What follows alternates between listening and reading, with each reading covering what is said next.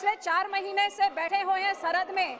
आज सरकार ने एक और नया नोटिफिकेशन FCI ने निकाल दिया है कि सरकारी प्रोक्योरमेंट जो हमारे देश की, हमारे राज्य की इकोनॉमी जिस पे डिपेंडेंट है, वो सरकारी प्रोक्योरमेंट FCI उन्हीं से करेगी जो किसान अपने लैंड रिकॉर्ड्स अपलोड करेंगे।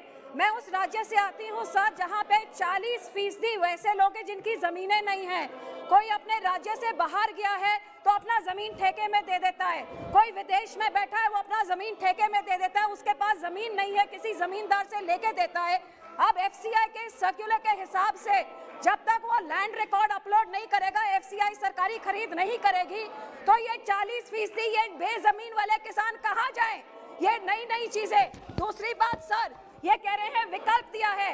हमारे स्टेट का APMC एक्ट क्लियरली 2003-13 से किसान को ये राइट देता है कि वो कमीशन एजेंट के थ्रू बेचे या डायरेक्ट बेचे।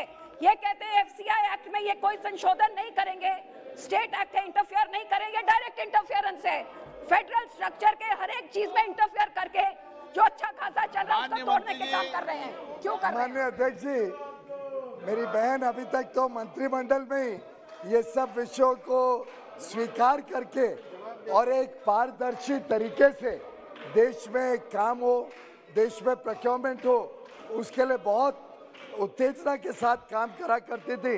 मुझे समझ नहीं आ रहा है कि आज वो कैसे भूल गई हैं कि इस देश की प्रतिबद्धता है, इस देश की जनता की संकल्प है कि इस देश में पारदर्शी व्यवस्थाएं हो, इस देश में गलत कामों को रोका जाए और उसी के तहत पूरे देश में आज FCI की प्रोक्योरमेंट बहुत अच्छी तरीके से चल रही है।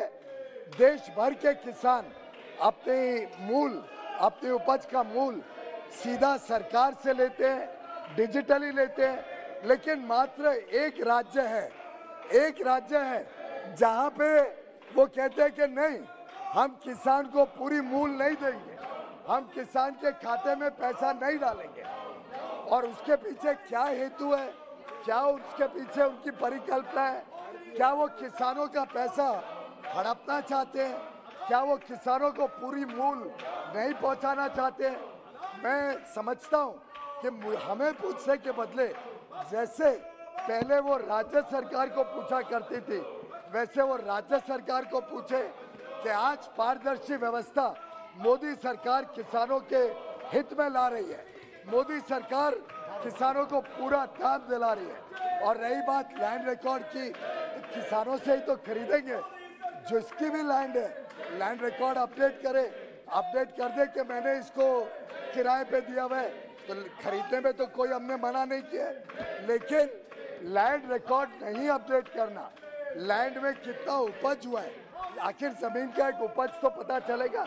ऐसा तो नहीं हो सकता कि 2 एकड़ जमीन पे कितना भी अनाज उग सके।